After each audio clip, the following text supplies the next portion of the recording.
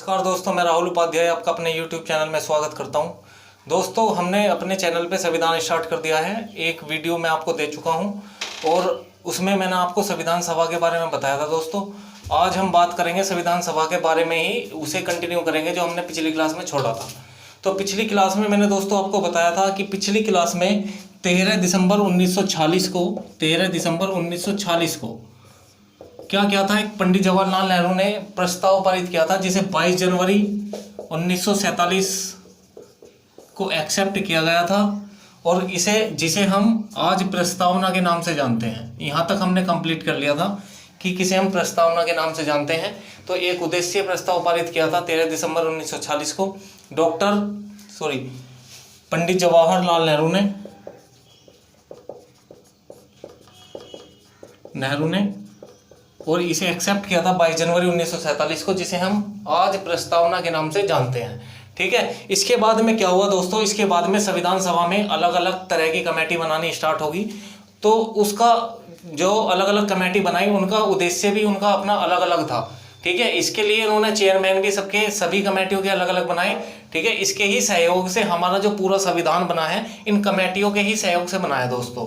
तो इसमें क्या हुआ था कि जो संविधान है हमारा, संविधान को बनने में बहुत समय लगा था और ये टाइम पूछता है पेपर में कि कितना टाइम हमारे संविधान को बनने में लगा। तो हमारे संविधान को बनने में 2 वर्ष 11 माह 18 दिन का समय लगा दोस्तों। संविधान को बनने में 2 वर्ष 11 माह 18 दिन का समय लगा। ठीक है। ये क्वेश्चन बहुत बार एग्जाम में पूछा गया है कि संविधान को बनने में कितना टाइम लगा है। तो 2 वर्ष 11 माह 18 दिन। देखो, इसमें हुआ क्या था, जब हमारा संविधान तैयार हो गया था, देखो 26 नवंबर 1949 को 26 नवंबर 1949 को हमारा संविधान बनकर तैयार हुआ। कब हुआ तैयार? अगर आपसे तैयार पूछे तो तैयार हुआ 26 नवंबर 1949 को। लेकिन इसको अपनाया गया 26 जनवरी 1950 को। इसे कब अपनाया गया? पूर्ण रूप से लागू किया गया 26 जनवरी 1950 को। ठीक है। तो ये 2 डेट हैं। अगर आपसे ये भी पूछ ले कि हमारे संविधान को कब अंगीकृत किया गया, तो 26 नवंबर 1949। हमारा संविधान बनकर कब तैयार हुआ? 26 नवंबर 1949 को। और इसे पूर्ण रूप से लागू कब किया गया? तो 26 जनवरी 1950। ये बात आप ध्यान रखेंगे, जिसमें पूर्ण शब्द लगा दिया तो ये समझे फिर उसका आंसर होगा 26 जनवरी 1950 को, क्योंकि बच्चे इसमें बहुत ज़्यादा डाउट में रहते हैं। तो ये दोनों ही डेट मैं आपको बार बार बता रहा हूँ कि इसमें किस तरह से आपको करना है। ठीक है। देखो, ये क्यों अपनाया गया 26 जनवरी 1950 को, जबकि इससे पहले 26 नवंबर 1949 को ये तैयार हो गया था। क्योंकि 1930 ईस्वी में घोषणा की गई थी कि हमारा जो पूरा देश है वो इंडिपेंडेंट हो जाएगा, अपने ऊपर इंडिपेंडेंट हो जाएगा। तो वो डेट इन्होंने रखी थी 26 जनवरी। ठीक है। 26 जनवरी इसलिए इन्होंने 26 जनवरी रखी। तो 26 जनवरी 1950 को ही इन्होंने पूर्ण रूप से जो संविधान है हमारा वो पूरे देश में लागू किया गया। ठीक है। तो इसमें क्या हुआ था, आपको पता है कि ये क्वेश्चन ये भी आता है कि स्वराज दिवस कब मनाया जाता है। तो स्वराज दिवस जो पहली बार मनाया गया था वो मनाया गया था 26 जनवरी 1930 को। कब मनाया गया था? 26 जनवरी 1930 को मनाया गया था दोस्तों स्वराज दिवस। ये पूछा भी जाता है स्वराज दिवस कब मनाया जाता है। स्वराज दिवस कब मनाया जाता है? 26 जनवरी 1930 को। तो यही कारण था 26 जनवरी डेट इन्होंने रखी। तो नेक्स्ट ईयर में ही इसको फिर लागू पूर्ण रूप से किया गया हमारे संविधान को। और बनने में लगा टाइम इसे 2 वर्ष 11 माह 18 दिन। इतना टाइम क्यों लगा? क्योंकि हमारे जो संवैधानिक स्रोत है, छोटी छोटी चीजें हमने अपने जो पड़ोसी देश हैं उनसे ऐड कर रखी है। ठीक है। जैसे आपका मौलिक कर्तव्य हो गया, मौलिक अधिकार हो गया, है ना, और कानूनी शब्दावली होगी। तो ये सारी चीजें हमने अपने संविधान में ऐड करी है। तो ऐड करने में समय लगा है। और हमारा जो देश का, हमारे पूरे विश्व में हमारा संविधान सबसे बड़ा लिखित संविधान है ना। तो इसे बनने में टाइम भी इतना ज़्यादा लगा है, 2 वर्ष 11 माह 18 दिन का टाइम लगा है दोस्तों। ठीक है। तो आप इसका स्क्रीनशॉट ले लें, फिर नेक्स्ट आगे चलते हैं।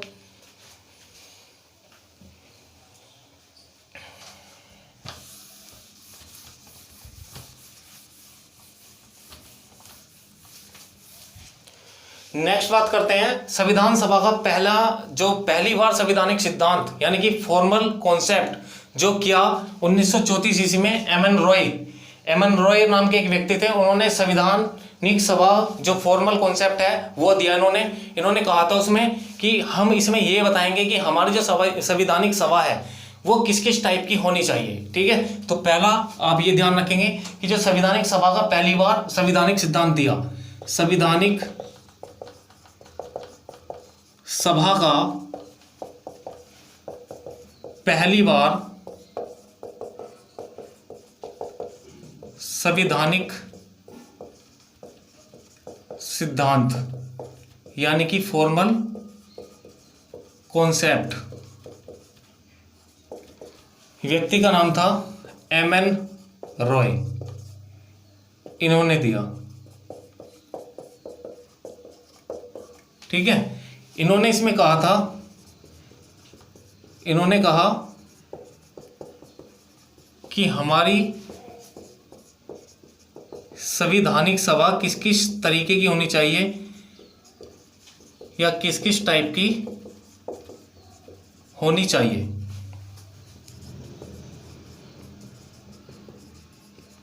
इस सिद्धांत में इन्होंने इसके बारे में ही बात की है दोस्तों। ठीक है, तो इसके बाद में फिर क्या हुआ, फिर इसके बाद में इन्होंने बहुत सारी कमेटी बनाई कि भाई, और उन कमेटियों के चेयरमैन भी अपना अलग अलग बनाए।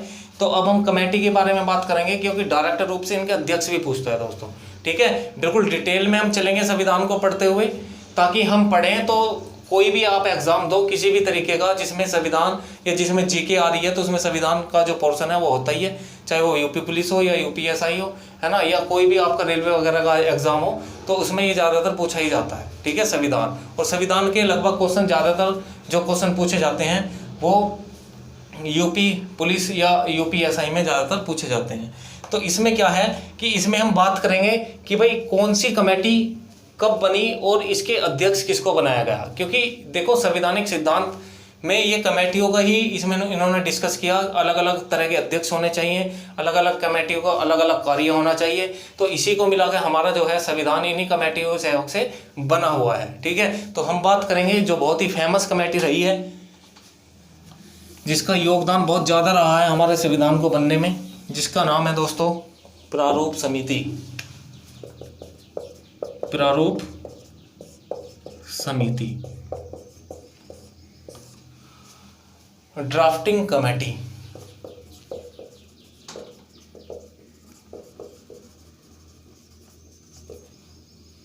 ठीक है, इसके बारे में बात करेंगे। प्रारूप समिति, सबसे पहले तो ये पूछता है कि प्रारूप समिति के अध्यक्ष कौन थे। तो प्रारूप समिति के अध्यक्ष थे डॉक्टर भीमराव अंबेडकर। ये थे भीमराव अंबेडकर थे प्रारूप समिति के अध्यक्ष। इनका जो निर्वाचन हुआ, यानी कि जो व्यक्ति चुना जाता है, इनका निर्वाचन हुआ था पश्चिम बंगाल से। कहां से दोस्तों? पश्चिम बंगाल से। क्वेश्चन ये भी आता है प्रारूप समिति के अध्यक्ष कौन थे, तो डॉक्टर BR अंबेडकर। अगर आपसे ये पूछ ले कि इनका निर्वाचन कहाँ से हुआ, तो इनका निर्वाचन हुआ दोस्तों पश्चिम बंगाल से। ठीक है, इसमें कितने मेंबर थे, इस समिति में कितने मेंबर थे, कितने सदस्य थे? तो दोस्तों इसमें सदस्यों की संख्या जो थी वो थी, सदस्यों की संख्या 6। अगर आपसे इसमें टोटल पूछे कि कुल सदस्य कितने थे, तो कुल सदस्य हो गए दोस्तों, अगर कुल की बात करें तो 6 तो मेंबर और प्लस एक अध्यक्ष जो भीमराव अंबेडकर जी हैं, तो यहाँ पर कितने हो गए? 7 सदस्य कुल प्रारूप समिति में थे।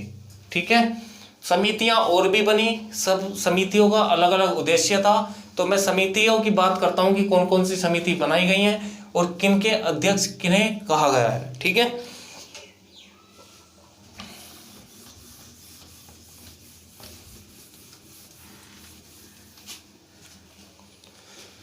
चलिए अब बात करते हैं समितियों की। देखो एक समिति बनी थी संघ शक्ति समिति। संघ शक्ति समिति, एक इसके साथ में एक समिति और थी जिसको हम कहते हैं संघ संविधान समिति। संघ संविधान समिति, इन दोनों कमेटियों के, इन दोनों समितियों के अध्यक्ष बनाया गया डॉक्टर, जो इसके अध्यक्ष रहे हैं पंडित जवाहर लाल नेहरू को इसका क्या बनाया गया, इसका बनाया गया दोस्तों अध्यक्ष। ठीक है, इन दोनों समितियों के अध्यक्ष बनाए गए पंडित जवाहरलाल नेहरू। अब नेक्स्ट बात करते हैं, दो समिति और बनाई गई जिसका नाम है प्रांतीय संविधान समिति। प्रांतीय संविधान समिति। एक समिति थी मौलिक अल्पसंख्यक समिति। ये बहुत बार क्वेश्चन पूछा गया है। मौलिक अल्पसंख्यक समिति के अध्यक्ष, मौलिक अल्पसंख्यक समिति, इन दोनों के जो अध्यक्ष हैं वो अध्यक्ष बनाए गए वल्लभ भाई पटेल। ठीक है दोस्तों, इसके दोनों समितियों के अध्यक्ष वल्लभ भाई पटेल को बनाया गया। अब बात करते हैं झंडा समिति के अध्यक्ष। ये बहुत बार पूछा जाता है, झंडा समिति के अध्यक्ष। ये झंडा समिति बनाई गई जिसके अध्यक्ष है डॉक्टर राजेंद्र प्रसाद। डॉक्टर राजेंद्र प्रसाद। ठीक है, बहुत सारी किताबों में मैंने पढ़ा है जिसमें जेबी कृपलानी भी दिया हुआ है। ठीक है, तो जेबी कृपलानी देखो बहुत सारी बुक्स में है जो कि गलत है, ये डॉक्टर राजेंद्र प्रसाद होगा। कभी कभी पेपर में भी आ जाता है जेबी कृपलानी। तो एक बात आपको ध्यान रखनी है, देखो अगर आपको मिल जाए डॉक्टर राजेंद्र प्रसाद भी और जेबी कृपलानी भी, तो आपको आंसर लगाना है डॉक्टर राजेंद्र प्रसाद। ठीक है, ऑप्शन में अगर आपको केवल जेबी कृपलानी मिले तो जेबी कृपलानी, अदरवाइज डॉक्टर राजेंद्र प्रसाद तो आपको मिलेगा ही। ठीक है, बहुत सारी बुक्स में है, मैंने देखा है जिसमें जेबी कृपलानी झंडा समिति के अध्यक्ष दिया हुआ है, और ये बहुत बार समिति के अध्यक्ष इसमें पूछे भी गए हैं। ठीक है, तो ध्यान रखेंगे थोड़ा सा। अब नेक्स्ट हम बात करते हैं, देखो इसमें क्या है कि जब हमारा संविधान 26 जनवरी 1950 को पूर्ण रूप से लागू हुआ, तब हमारा जो देश है वो गणतंत्रांतरिक देश कहलाया। गणतंत्रांतरिक का मतलब है कि गण का मतलब है जनता, यानी कि जनता का राज। ठीक है, तो हमारा जो देश है गणतंत्रांतरिक देश है। तो ये कब कहलाया, ये कहलाया जब हमारा जो संविधान है वो पूर्ण रूप से लागू किया गया, तब से हमारा देश कहलाता है गणतंत्रात्मक देश। ठीक है, तो इसके बारे में हम बात कर चुके हैं। अब नेक्स्ट बात करेंगे दोस्तों संविधान सभा के बारे में। ठीक है, ये सारी चीज मैं आपको संविधान सभा में ही पढ़ा रहा हूं। तो अब बात करेंगे संविधान सभा।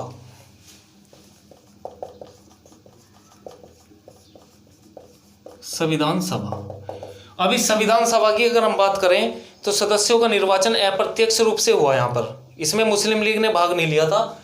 जो सदस्यों का निर्वाचन हुआ, सदस्यों का निर्वाचन यानी कि जो चुने गए, संविधान सभा में जो सदस्य चुने गए उसमें जो है मुस्लिम लीग ने, जो मुस्लिम लोग थे उन्होंने भाग नहीं लिया। ठीक है, उसमें भाग इन्होंने नहीं लिया। फिर क्या हुआ, अब इसमें संविधान का जो लक्ष्य रखा गया, संविधान का भी अपना कुछ लक्ष्य था जो हमारे देश के नागरिकों ने रखा। संविधान का लक्ष्य, अब लक्ष्य जानते हैं हम दोस्तों, क्या था लक्ष्य। लक्ष्य देखो दो भागों में बांट दिया इन्होंने। लक्ष्य को कितने भागों में बांटा, दो भागों में बांट दिया।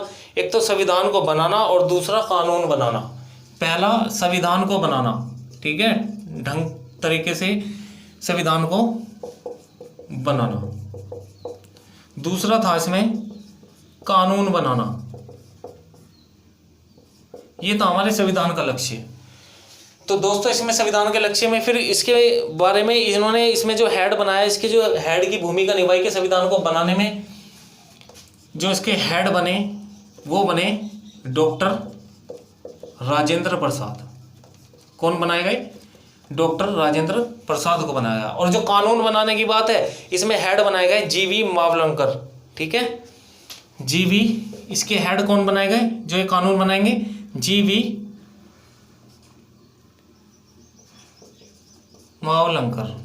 ठीक है, इनकी फुल फॉर्म है, कभी कभी पूछ भी लेता है, गणेश वासुदेव मावलंकर। गणेश वासुदेव मावलंकर। ठीक है, तो लक्ष्य हमारा ये रखा गया दोस्तों। और संविधान सभा में महिलाओं की अगर संख्या की बात करें कि महिलाओं की संख्या कितनी थी, हमारी संविधान सभा में महिलाओं की संख्या थी 15। ठीक है, ध्यान रखेंगे, क्योंकि दोस्तों संविधान सभा से ज्यादातर क्वेश्चन बनते हैं और हम डायरेक्ट अनुच्छेदों पे चले जाते हैं। तो भाई यहां से भी क्वेश्चन बनते हैं, जितने आर्टिकल आप याद करोगे तो ये संवैधानिक सभा भी पढ़नी बहुत जरूरी है। ठीक है, तो इसका हमने लक्ष्य देख लिया, आप इसका स्क्रीनशॉट लें, फिर आगे चलते हैं हम।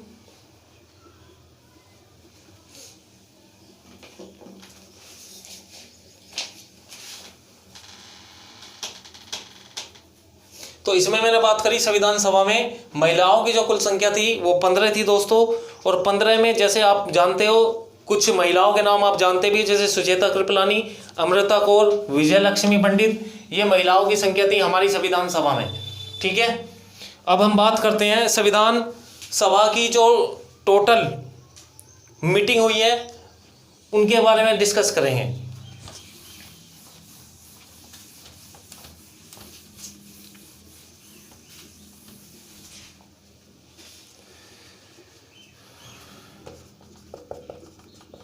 संविधान सभा में टोटल मीटिंग हुई है दोस्तों 12 मीटिंग। ठीक है, और पहली जो मीटिंग हुई थी वो हुई थी 9 दिसंबर 1946 को, जिसमें अस्थायी अध्यक्ष बनाया गया किसको, जिन्हें टेम्परेरी रूप से चुना गया था डॉक्टर सच्चिदानंद सिन्हा को। सच्चिदानंद सिन्हा इनको बनाया गया अस्थायी अध्यक्ष 9 दिसंबर 1946 को। तो उस समय अगर सीट की बात करें दोस्तों तो उस समय सीट थी 389, अगर हम सीट की बात करें। ठीक है, लेकिन उसके बाद में क्या हुआ, मुस्लिम लीग ने भाग लेने के लिए मना कर दिया, तो एंड में सीट रह गई थी कितनी, 299 लास्ट में। ठीक है, जब मुस्लिम लीग ने मना कर दिया